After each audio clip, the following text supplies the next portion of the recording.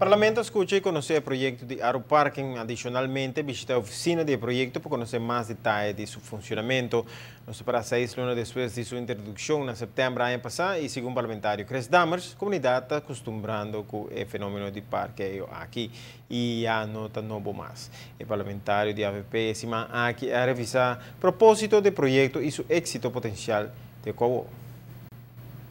Seguro, nós por mira que a gente está bem acostumbrando com esse sistema de aeroparking, como este paga para parking aqui dentro da cidade de Oranjestad, ela guarda introduzir com 1.500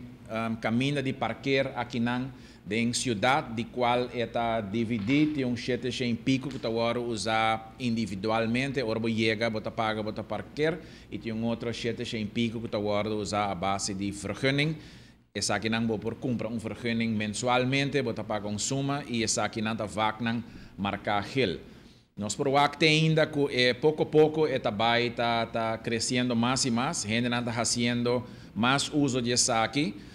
Sua introdução, banda de reestruturar full esse sistema de parquear em cidade, caminho a gente não está parquear uma que está riba a serra, ando também para melhorar a acessibilidade. De gente que também compra em cidade, caminho da maioria de área não delante de tenda, antes estava ocupado para trabalhador não mês, agora aqui como comprador, como cliente, vou chegar, paga suma chiquito e paga para delante de lugar, caminho da loba desejar. Vou pedir, vou correr buscar lugar, vou não hanya essa aqui e vou o caminho da vai casa, vou não comprar o qual vou mester e a tenda também perde. Que nós por mira que lo qual está entrada nós por acaba com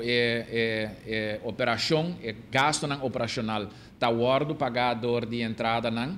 suma extra como ester bínico, pouco a pouco tá built up, como ester vai para Arubus, pessoa tá departamento que tá caibo Arubus, caminha que o governo está limitando o subsídio de Arubus, para dado momento Arubus mester vir companhia riba su mês,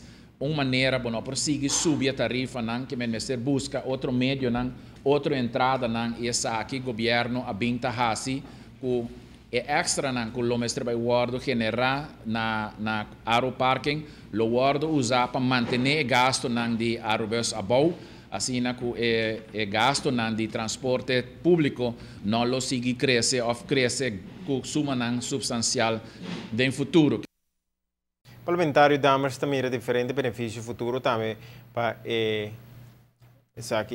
aeroparking, entre outras possibilidades para pagar para estacionar por período de 15 minutos e facilidade para estender o pago para parqueio for tipo smartphone mês.